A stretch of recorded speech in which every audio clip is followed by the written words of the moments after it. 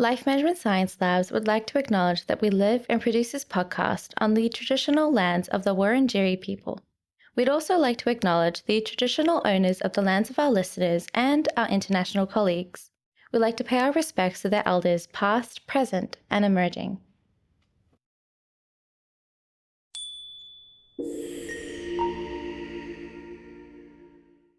Hey everyone, and welcome to All Together, the Family Science Insights podcast, produced by LMSL, the Life Management Science Labs. We are champions of life management science, providing structured insights informed by science and inspired by practice on key aspects of conscious living. Each week we bring you scientific and practical insights on each element, with the expert knowledge of professionals in the field. I'm your host, Dina Sargent. Let's get started. Hey guys, and welcome back to another episode. Now, we are coming up to a new year with an ability to refresh and reassess our lives. In a partnership, New Year's gives an opportunity to make plans or resolutions. But how do we bring up the discussion for renewal to strengthen our relationship?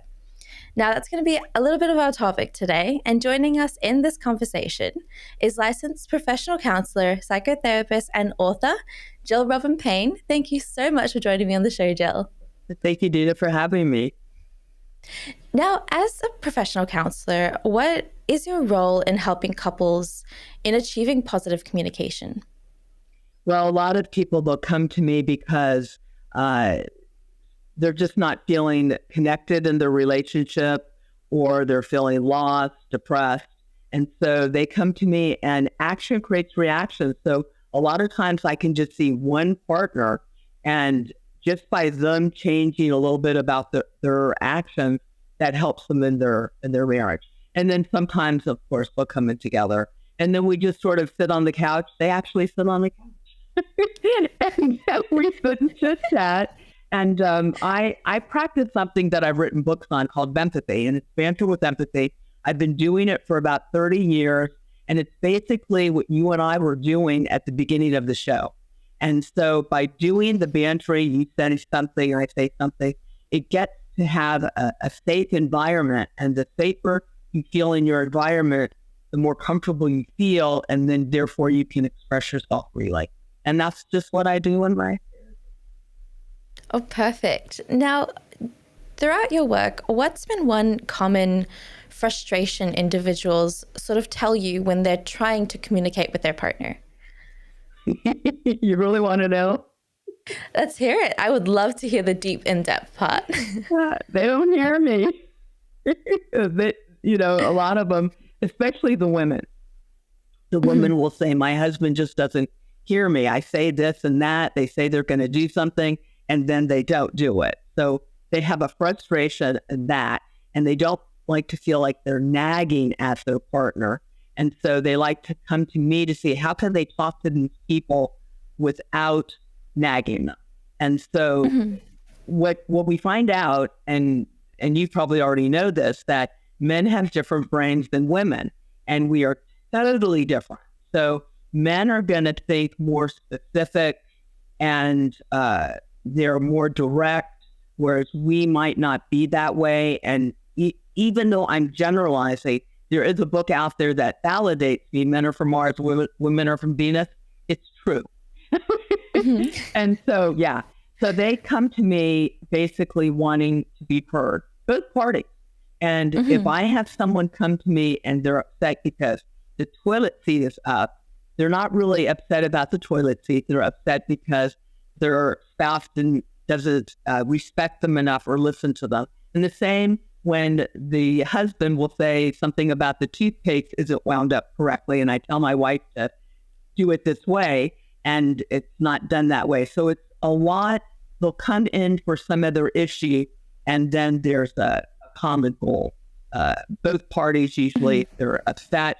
The other one's angry. If the other one's sad, the other one's sad. It's usually a common thing. Okay. No, it's really interesting. I think especially when it comes to the lack of communication or lack of listening, I think it's a big part of relationship. And I've said this so many times on the show that communication is key. But what I've also found is that you can communicate, but sometimes comprehension is probably the best like, I know people say communication is key, but for me, I like to think of it as communication is a part of it, but comprehension and sort of just understanding what your partner Right. is saying and thinking about what it actually would mean is a bigger part to it, where it's like, so people say communication is key. I like to say comprehension is key. Comprehension is like everything in a relationship, because without understanding what they're saying, you can't really communicate. And that's so true. So what I'll have my husband, he has a whiteboard. You probably don't even know what a whiteboard is. Do you have a whiteboard? No, yes, I've got one at home. Okay. So he has his own whiteboard. And when I want him to do something or get something for me, or we've had a discussion, he'll even say, write it on my whiteboard. So that way he can visually see it. The more senses you use, the more you make sense of things. So that helps us in our relationship, because if we don't do that, I promise you, I will say something to him and it will go like this. Another thing is, please, when you are talking to somebody, if they are looking at the TV, if they are texting, if they are doing anything on electronics, please ask them, put it down, look at me, and then you talk. Because it really makes a difference. We cannot multitask. That's a fact. As much as we believe that we can. Right. Yeah. And a little note on that, if you have more than one device, and so let's say you're on your computer doing something, or you're on your phone texting, and then you get someone calls you and wants you to do something, it takes you 25 minutes to get back to focus on that task. So I even tell my clients, when they're working, if you want to do your emails, do them all at once, and then do everything separate. Because if you are disrupted, it takes you 25 minutes to get back to focus, and you waste so much time of the day. And that includes your spouse. Yeah. Yeah, no, that is a very interesting point, actually. I've never really seen that as something, but no, wow, okay.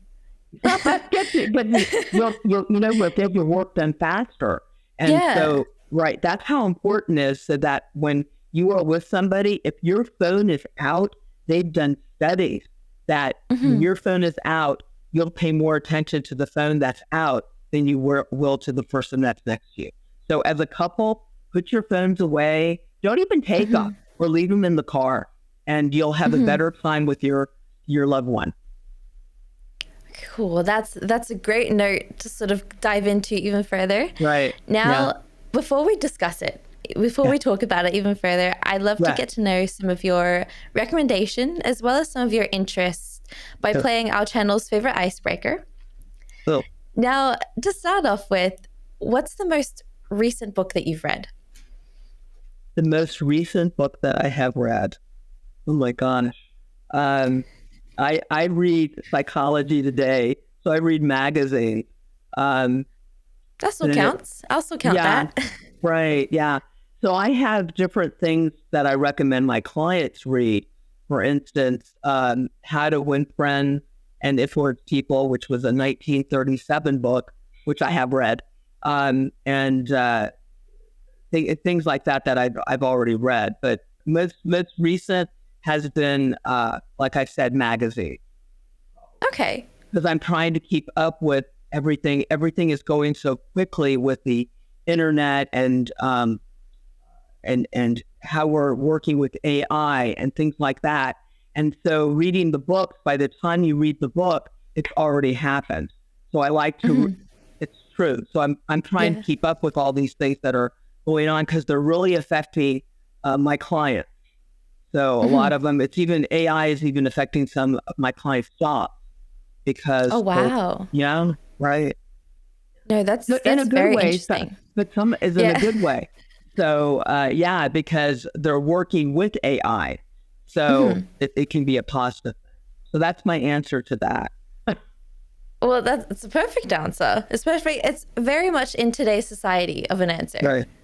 It is, isn't it? Yeah. At least I don't do the internet where you're only reading little snippets. I will read a paper magazine. And usually it's Psychology Today, or anything that has to do with psychology, relationships, communication. I'm very much into that. Oh, perfect. Now, what's a movie that you would recommend to our viewers? Well, that one's easy. It's Barbie. I've watched it twice, and when I first watched it, I thought it was hysterical because a lot of the people that are watching it, Dina, probably aren't really getting what it's about, and they were talking about existential anxiety or existential crisis, but you have the existential anxiety before you have the crisis, and that's what's going on with a lot of the kids today because they go from the unreal, the virtual world, to the real world, and it's hard to cope because people can be mean and you're not going to always get what you want, and people don't always look so perfect. They have cellulite, and so it was a really good movie for the kids to watch, and I've had some clients where I've recommended them to watch. No, I loved that movie because I loved the way that they looked at what boys' perspective were to be and what girls' perspectives is. Right. So they look at the boys, when they look at Ken, and Ken is sort of somehow exposed to what he's seeing in the real world, and then suddenly he's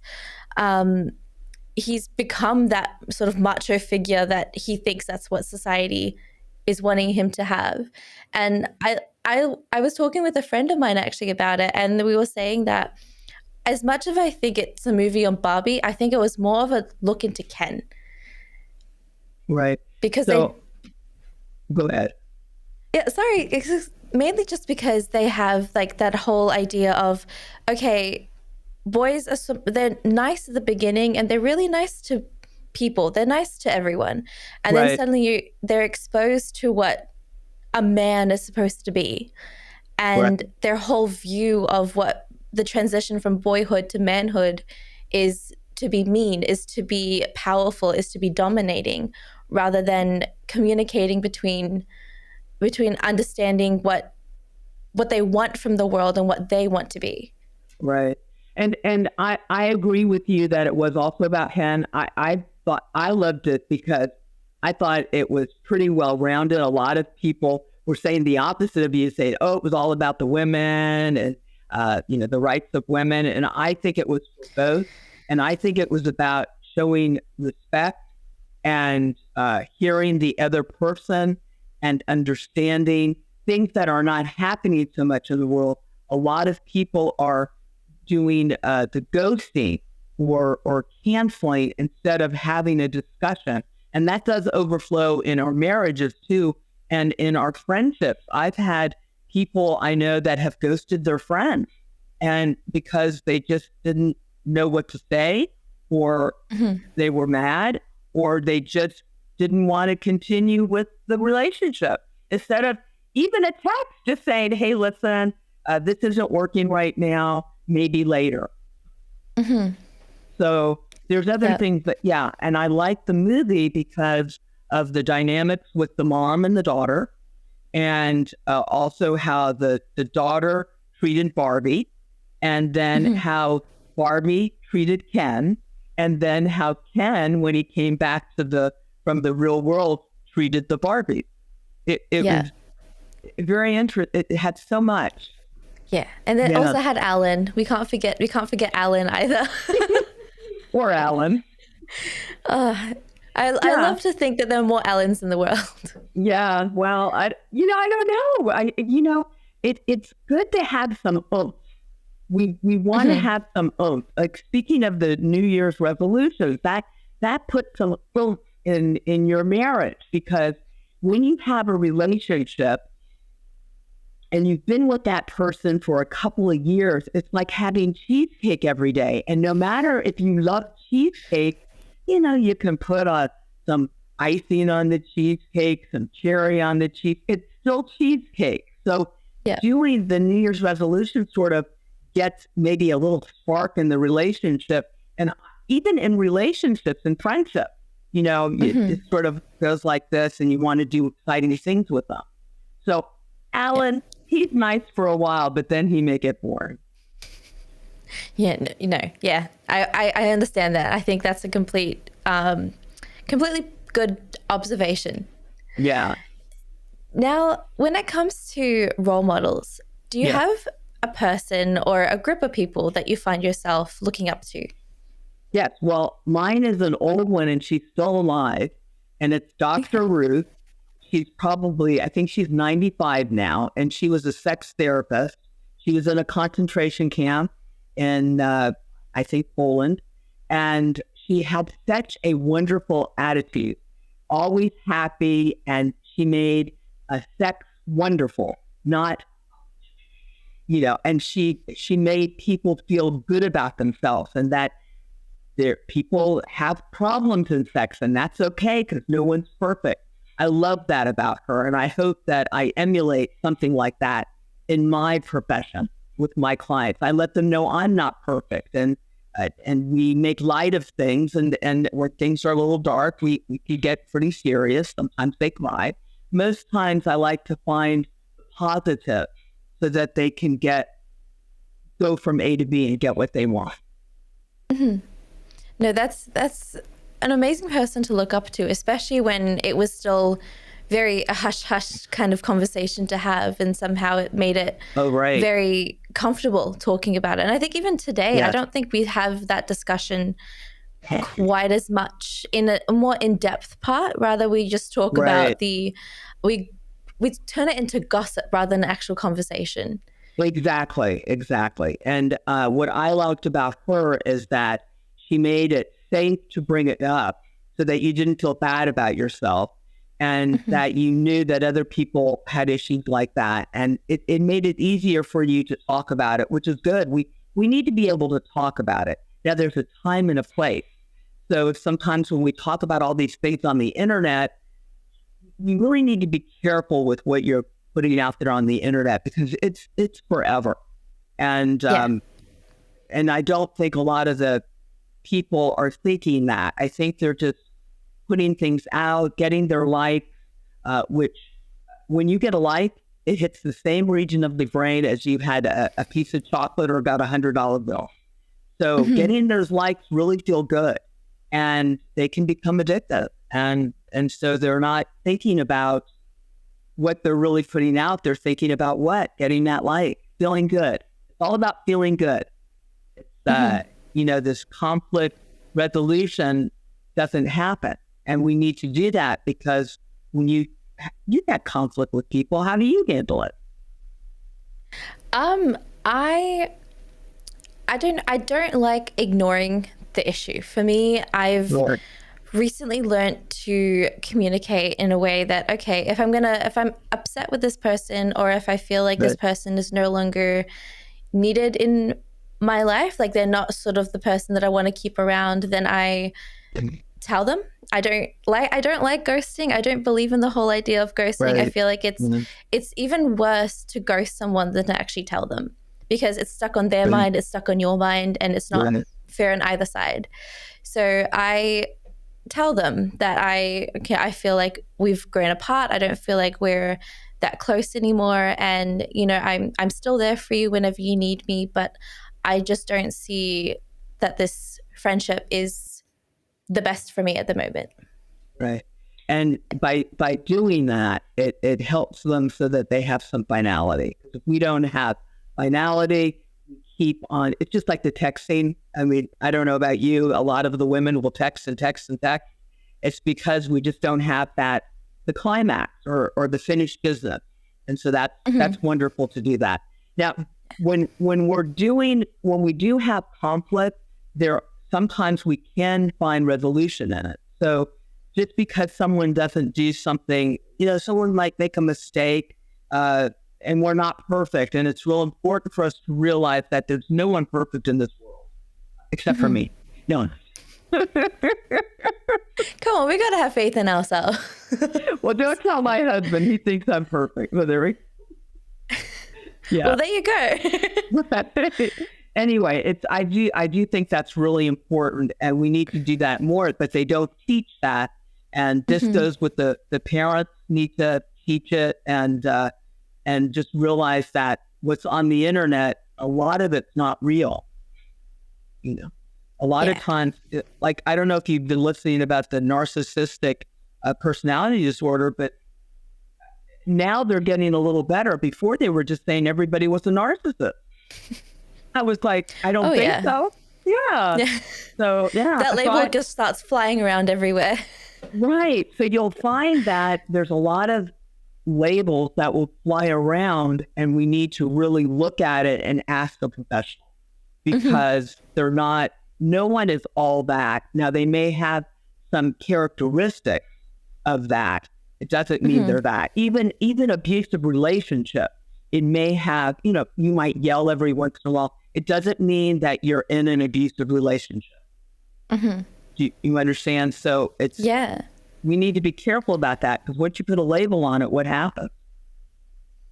Then you start acting that way. Yeah.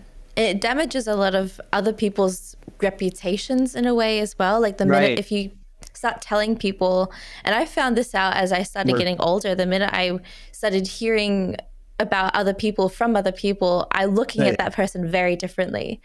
And it affects how I feel like I can trust them. And I've heard from other people that you can't. So then there's that, okay, maybe I can't trust them. So there is that sort of, the labels stick very easily. It does. And that also has to do with self-fulfilling prophecy. So if I say something, speak it, therefore it is. If I say that person's, I don't want to call someone a name, but let's say if I say that person's not a nice person, then therefore that person will most likely be not a nice person. I could label them. I don't want to do that on there. Yeah. So we need to watch also what we say, because that's going to affect how we act, and it's going to affect how they are to us. So we have a lot of power. So if we if you're in a relationship and you want your husband or your love or your friend to be nicer, then start saying what you want, not what is. And you'll more likely get it. Yeah, no, that's a very great takeaway from that. Yeah. Now, I know that everyone has a very different definition as to what family is, and understanding the whole dynamics of family. Right. What would your definition of family be? Well, a family it's changed, and it's changed over history, because way back when, before the 20s, they had extended families where you had grandpas and the parents and the aunts and the uncles, and it was a bigger unit. And then it became more a nuclear family, just like a nucleus. And that was more the mom and dad and the children.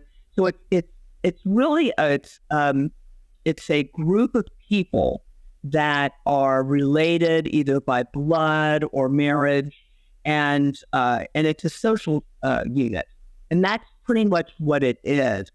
It's going to vary, because now we have blended families, because people get divorced, or they lose their spouse, and then they have kids, and then they get together with a new spouse with kids, and that's called a blended family.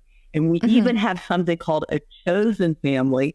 Some people that have an abusive childhood will choose to pick people when they're older to be their family, good friends, people that they know. They don't necessarily need to be blood related. So it's a unit.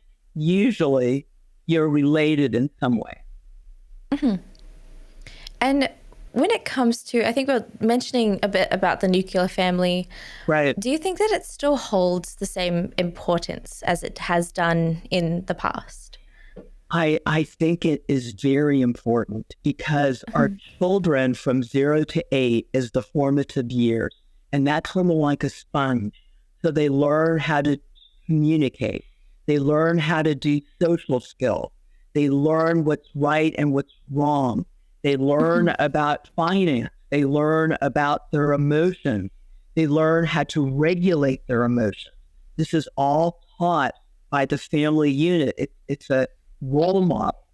And so what's happening is a lot of the parents, and not all, that they want to be friends with the children. And so this is just my theory, it's best to be a parent, because you can be a friend to your child when they're in their 20s and they're independent. When they're growing up, think of it this way. I'm a therapist. I like you. If you're my client coming to me, I cannot be your friend because it's a dual relationship. And the same goes for raising children. If I'm going to be friends with my children, how can I be a parent? It's the same thing. Yep. So there you go. Yep. Yeah. No, that's very true. And yeah. I think we sort of, especially when it comes to parenting, and especially when it comes, like you're looking at TV and film, how you're you're perceiving the fact that mothers and daughters, for example, they become best friends. Like in Gilmore Girls, for example, they have the whole idea of being best friends. Right. In reality, she forgets that she's a mom. So she ends up being more of a friend to her daughter than she ends up being a mom. And then when circumstances hit where she has to be the mom, it doesn't hit as much. There's not much of an impact. Yeah. Yeah, it's true. So that's even giving the analogy of me as a psychotherapist with my clients. It doesn't mean that you can't be friendly with your children and can't pal around. You just need to let them know that you are the parent, and that, that there's different roles. And in different roles, people act differently. Your boundaries are going to be different. So that also is very important for parents to realize. You don't want to tell your kids all about your sex life. You don't need to tell them all about, but there are parents that will do that. I know. Are you laughing because you know? I'm laughing because I've heard so many stories. Right. So it goes both ways with the kids, and it's hard, to keep those limits. It's just, and there really is no right or wrong, because you're going to get some people that'll say, oh, it's good to be permissive as a parent, and some will say authoritative is the best. So I truly believe in the older way, where it's just like a boss. If you're at work and you don't really want to be too close of friends with your boss, if they're your boss. Yeah, it's the same. Yeah. And I'm not saying you're the kid's boss. It's just roles are roles. And you need to know what your role is, and that will help you on how you act with people. So when it comes to relationships, especially in a marriage, there's very different, similar expectations set, or similar conversations or lack of conversations, or different situations. When it comes to having those New Year's resolutions, why is it important to set those New Year's resolutions for couples to start fresh in the new year, to look forward in the relationship rather than backwards? Yeah, especially with the way, gosh, did you hear my voice that got calm because I'm married, and my husband loves to play. He plays chess all the time on the internet. Drives me crazy, because it's like, pay attention to me.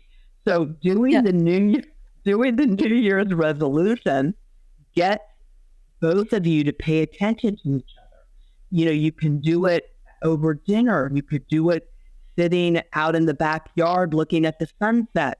Find a beautiful place and just get together. Timing a position is everything. I have it in my book. I say TP, not toilet paper, because we have a very fast street in Houston called Westheimer, and people will just race down it. And sometimes you will get all the green lights, and that's great, and sometimes you'll hit all the red. So it's timing and position. So make sure it's the right time and position for you to do your talk of your New Year's resolution. I highly think it's so important, because then you're spending quality time, hopefully having fun, chit-chatting like we are, and finding out about their goals and their values. And some of them are going to be similar, which you'll get commonality and feel more connected. So it's going to help you even put a little spark to your life, because you all may have been going this way or even this way, and that's going to get you to go this way. which is a good way to go if you want to have sex. So it's really powerful. It really is. So when it's looking into the past and trying to not bring things up that has happened in the past, but it's almost impossible to sort of move on and look forward to the future when you're still sort of having the focus that you had in the past, or the lack of attention that you did in the past. How do you really go about that anew? Right. Okay. So it is hard to do that because our brains are programmed, some more than others, to think negatively, and it's called negativity bias.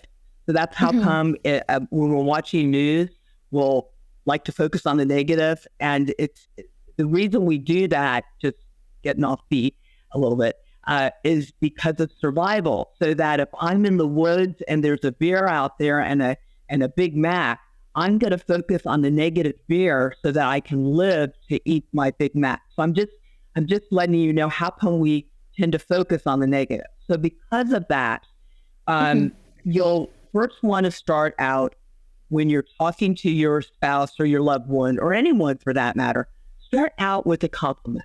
Start out with something really seriously, because when I'm going to go back to where it hits in the brain, when you say something wonderful about that person, or, maybe even talk about some vacation that you had, it brings back great memories. It hits the same region of the brain that you just paid someone $100. So that way, that person gets more open to receive whatever you're going to say. Then when you talk about the past, it could be something where you don't feel heard. Your spouse just never listens to you. Well, one, we don't want to say the word never because that's a black and white thing. So we're going to avoid that word. We may want to say to them how find a time when they did listen to us and how much we love that and want them to do more of that. Does that make sense? So I'm not really bringing the negative past back. I'm trying to find the positive to say what I want so that they'll do more of that. Does that sound good? Yes, no, it sounds like there's a lot of, I didn't really realize that there was a huge connection in the brain. Yeah. Us sort of like knowing was it negative bias? Negativity bias. Negativity bias. No, I never knew that was that existed. So no, that's how come we rubberneck. We're looking at the negative. It protects us, so it doesn't happen to us. Yeah, no, it's very interesting because I think there's a whole lot of situations that when you were saying it, there's a whole lot of situations that flew in my brain of like, especially when it comes to the news, especially when it comes to sort of the lack of like enjoyment in life is because we're so focused on a lot of the negative things, or we're focused on what has happened rather than what can happen in the future. Exactly. So that's why when we're talking about communication, the lack of closure is a big thing because we're still stuck on what has happened. Right. And not just that, speaking of lack of closure, you and I were just talking about Desperate Housewives. There's no closure. I keep on going and going because there's that cliffhanger, and it's something that gets us where we just have to know. We need to know the answer. It's that FOMO, fear of missing out. Gosh. And so that's our life. We just need to be aware of it and then sort of step back and say, it's okay if I don't know everything. Because we're not gonna. Yeah, as much as we try. As much as we try. Now, when it comes to the challenges that can happen, what are some of the potential challenges that may arise when implementing New Year's resolutions for marriage? Right. Well, one big one, and I did forget to tell you this. People come to me because their expectations are way up here, and then they fall short. And so then they feel disappointed. So when you're setting these New Year's resolutions, you need to be real with them. And yes, set them high, but not too high. And that's one thing that could happen. One partner could have one foot in and one foot out. And I get a lot of that also when they come to my office. And I tell them, if you put both feet in, it's more likely to succeed. But if you have one foot in and one foot out, you don't know where you're going to go. So that sort of puts a seesaw in the relationship of that. Another is communication. So just like we're talking, someone could be speaking Japanese and the other one could be speaking, I don't know, Spanish. And so, in other words, they're not speaking the same language. So one way to speak a better language would be is when you talk and you say something, for me to repeat it in my words. And then you would say, if you said, I don't know, just say something to me and I'll do it. Say anything.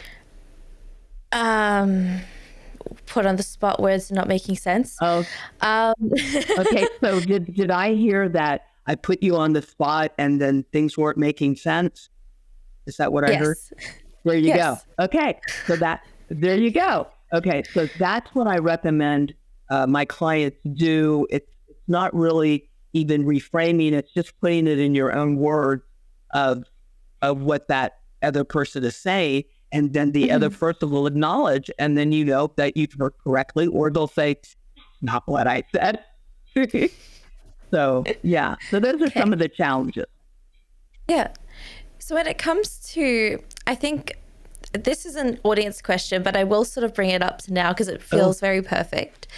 So when it comes to the sort of balancing your relationship and balancing your everyday life and sort of figuring out the different aspects that your life has, how do you tell your partner that in the new year that we need to maybe spend less time together, that they're sort of losing their independence a little bit?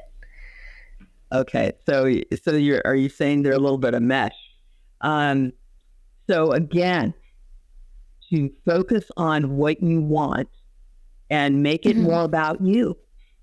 And don't say this is about me. Just make it more about you. So you would let them know, gosh, I love being with you. Remember that time we went away and we did that? Gosh, we had so much fun. And you start talking about that. And then you say, this year, wouldn't it be great if you got to do some of your stuff by yourself and then I got to do some of my stuff by myself? For me, I think that would be awesome for me. What's your thought on that? Have a discussion on it. They might go, well, I like doing stuff with you. And I was like, well, you know what? And I understand that. Sometimes I need to have some of my alone time. Or what? Do you see how that flows? Yeah.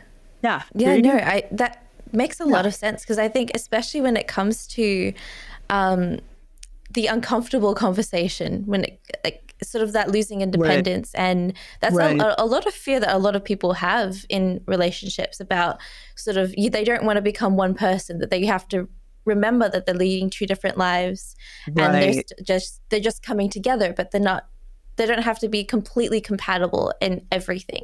Right. So there's that whole idea of we need to balance our life and our partner's life and our life with our partner. And you know what? That brings up a good point. I have my clients all come in and they'll say, I want to communicate better, or I want you to love me more, or I want what, and I say, we need you to do, I want to feel more comfortable with you. And comfortable may be different to you than it is to me. So I have my clients define it. So even when you're going in your relationship and you have a fear of having your independence taken away, you may want to think about, before you even get in a relationship, what is independence to you? What does it mean? Because you can still be independent and be with your spouse doing a bunch of things, and also have your own thought process thinking independently. So it's all how you think of independence. Okay. Does that make sense? Yeah, no, it makes a lot of sense. I think a lot of people, their definition of independence is varying, and there's so many different ways to be independent. I know a lot of people who are saying they can't be in a relationship until they gain some more independence themselves, but there's also other people saying that you can be your own person while still in a relationship. Of course. So, and when they say that to you, do Do you ask them what they mean by that? Sometimes I sort of get on the side of they need to, like for me personally, there's a lot of things where I feel like I need to work on myself first, Right. and enjoy the moments that I have by myself before Sure. a relationship just sort of comes into my life. Sure. Yeah. Yeah. And I believe, just like I said before, there's timing and position. And so we will know when it's right. Our gut, sometimes we don't listen to this. This gut, you know what this gut is? Besides, I might need to lose some weight. And then that gut is all our past history, things that happened to us in the past, things that we've been told. And sometimes it's really, actually, it is good for us to sit and listen to our gut. So when we're feeling anxious, instead of running away from our anxiety, you know what the best thing to do is? What? Sit in your anxiety. And then Okay. This is what I tell my clients. Sit in your anxiety. Get your friend's cell phone out and go ahead and get on it and go, okay, Jill said I'm sitting in my anxiety. Okay, what am I thinking? Well, I'm thinking that this is really stupid, right? You can just start talking into your phone. Play it back and see how come you're anxious. Okay. Because if you run from your anxiety, you'll never know how come you're anxious. You'll just go, oh, I just need more independence. But what about the independence? You know, what will that independence do for me? How much independence do I need? And what exactly is independent for me? No, that's perfect. I think that's a great way of balancing your own conversation in your head, but also not letting it sit in your head too much. Oh, please. If you let it sit here, you're not easy. Any senses, and you know what, it just... Yeah, I can imagine that. Yeah, right. Yeah, or write it down on paper. It'll slow down your brain thought. No, that's perfect. Right. Now we're going into the practice and habit part of the show, where we're talking a little bit about your own practices. Oh, okay. So what practices would you recommend to improve discussion with your partner about New Year's marriage resolutions? Okay. I'm going to tell you what we do. Okay. So, and I'm going to tell you a little bit about men too. So men, when you talk with them, if you talk with them this way, it's very confrontational. So when you talk with them and they're sideways, they're apt to listen to you more. I'm sure there's going to be some that aren't, but most will listen to you more. So I do what is called pillow talk. And we used to do it after he'd go to church on Sunday. I don't go to church. Anyway, I'd make him a little Sunday meal. And then after we ate, he'd go lie in bed. And I call it pillow talk.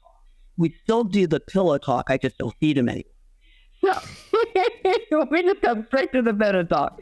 And so you just lie down in the bed and you can either hold each other in your arms or just side by side and you just start talking. And it's really wonderful because things just start flowing out. Now there's another way that I do it when we're driving. That's another time that's really good to talk. But pillow talk to me is the best. And then, you know, sometimes it might lead to other things after you're talking. You never know. And then that's what I mean, it works. Really does. Yeah. I call it pillow talk.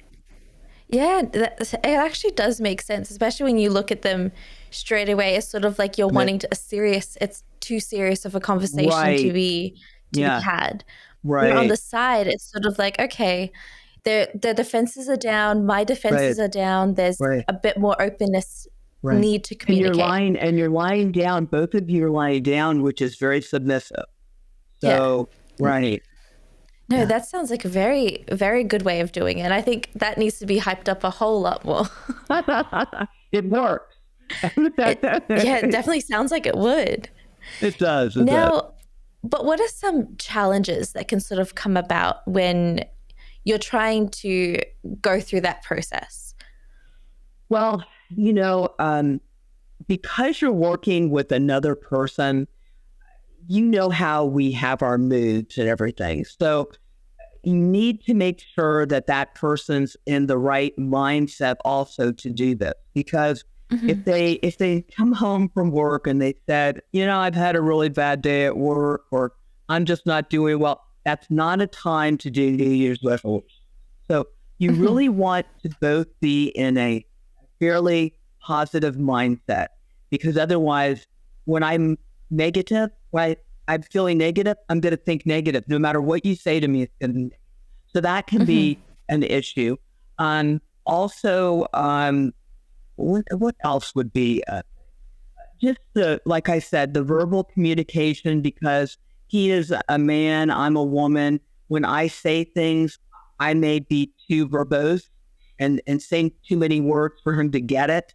And then I will become a little bit irritated because he doesn't get me. So that's something to be mindful of. We need to be mindful of when we're doing something, how are we feeling? Because however we're feeling, that's going to overflow to the other person. So those are two things that I would say could be hazardous. So, okay.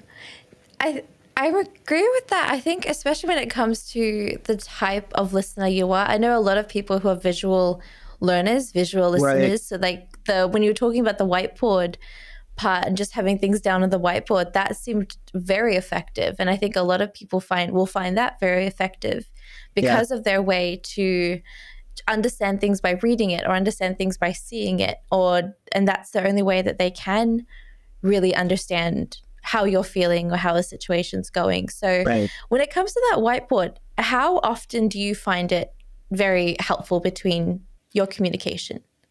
We do it every day. Okay. It's every day. I mean, it's on the board. So I promise you I'll put at least one word on it pretty much every day. Yeah. Okay. So yeah, it's very helpful. I highly recommend it. How long have you been doing the whiteboard for? Let's see. I'm going to think about 5 years. Okay, and, so it definitely has worked. And I've been married 9, and we've been together about 11 or 12. So don't tell him I don't remember how long. So good, secret safe. I highly recommend that. Effective. And what I do when I used to do group therapy, I would put words on the board, and I would have my clients interact.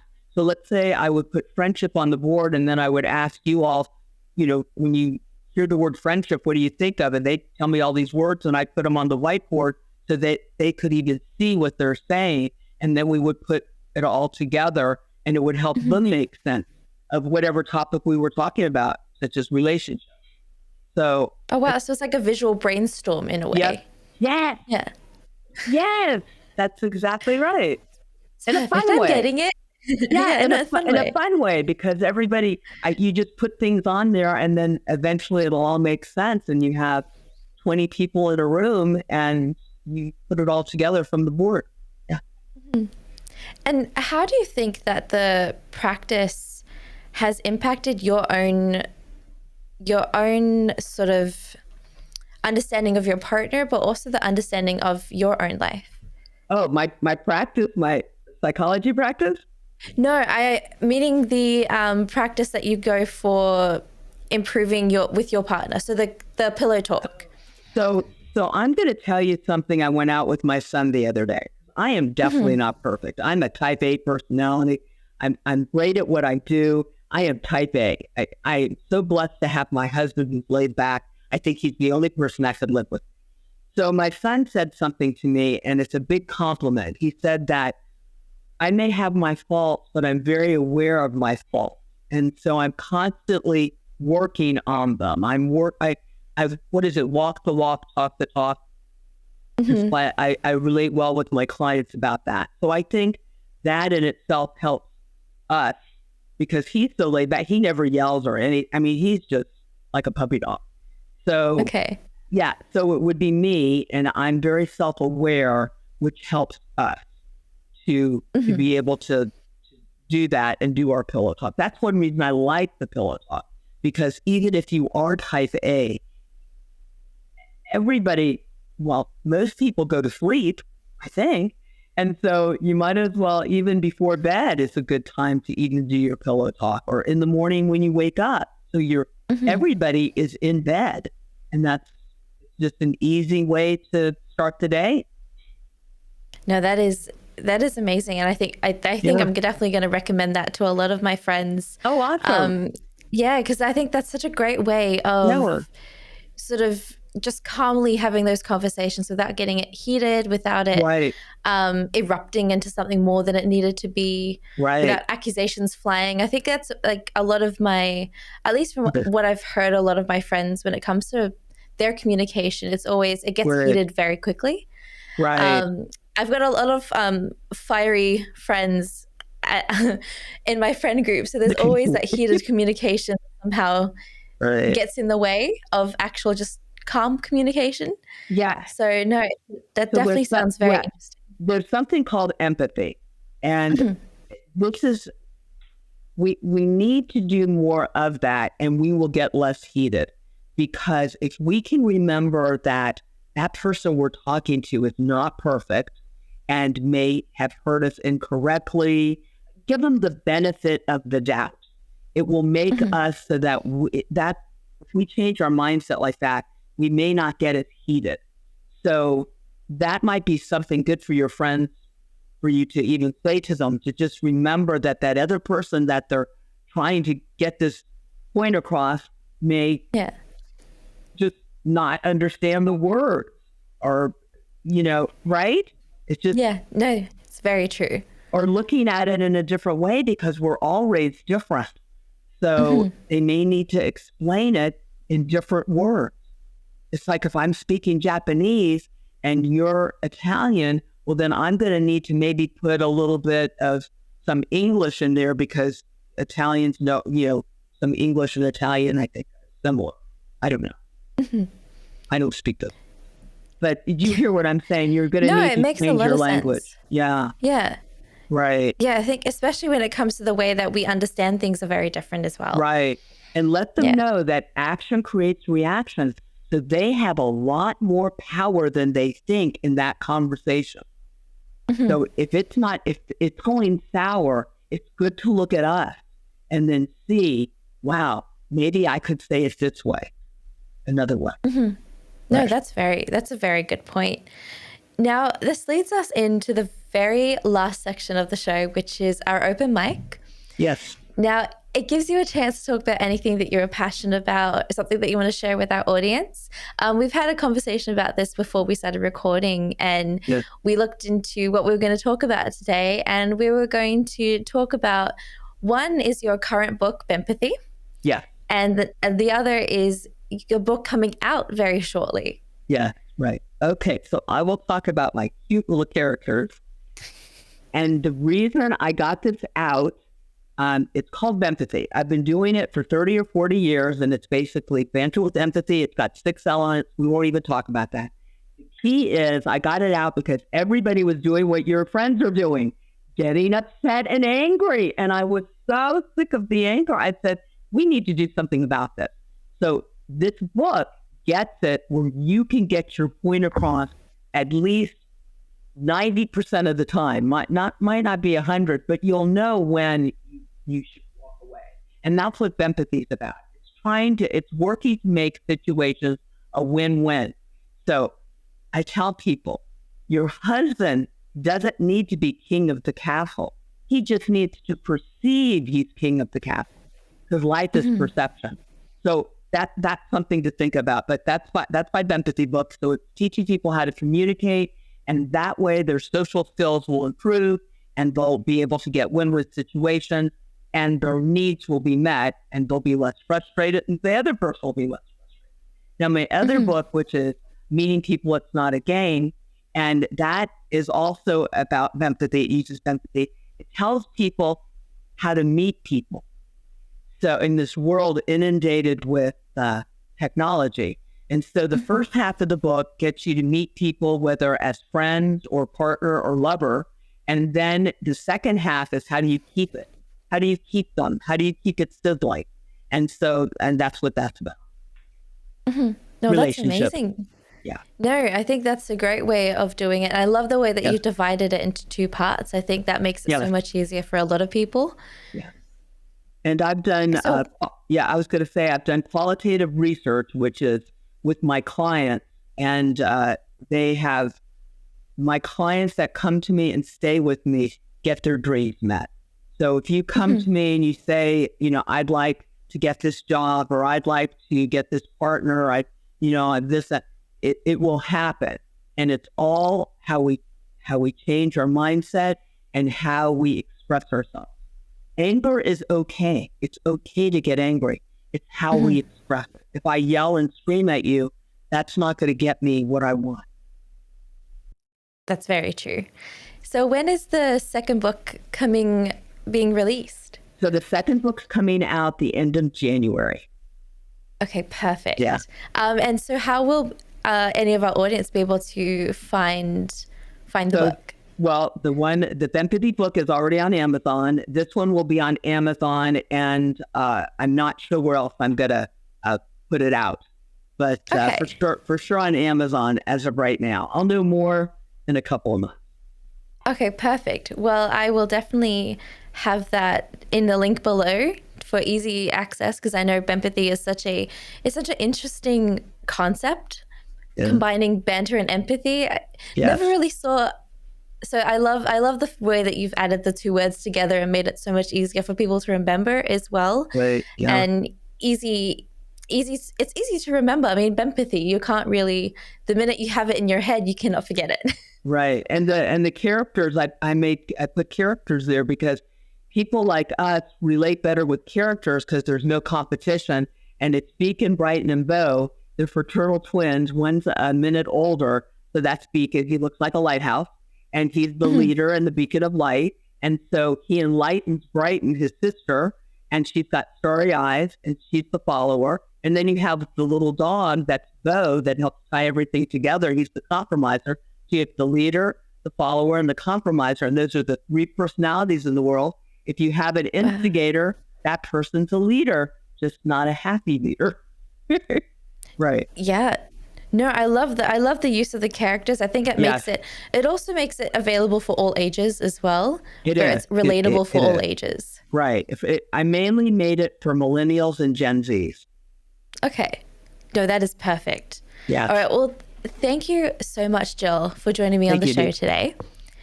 And if there are audience members who are wanting to ask a little bit more questions about partner communication or any of the topics that we discussed today, is there a way that they are able to contact you? Yeah, they can go to my website. It's jillrobinpayne.com, and all my information is there. And then I'm on all the social media too. So it's JILLROBINPAYNE.com. Perfect. Well, I'll definitely have that in the link below as well. I think it'll make it so much easier for so many people.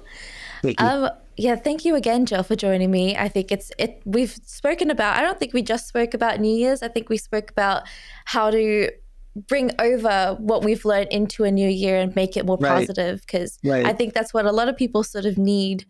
In terms of communication, I feel that there's so many ways that we can learn to communicate better. And it's so great that we spoke about so many different areas that we can all sort of improve on.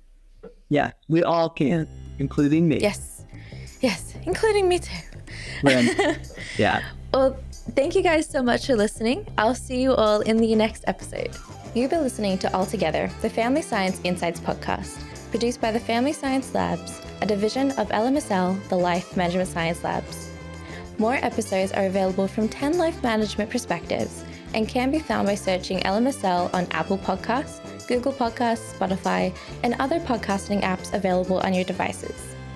If you enjoyed this episode, please consider rating our show, sharing it, and subscribing to our channel, as it helps other people find it so that we can grow and bring you more quality resources. More of our work can be found on our website at fa.lmsl.net, where you can join our movement. I'm Dina Sargent. Thanks for tuning in.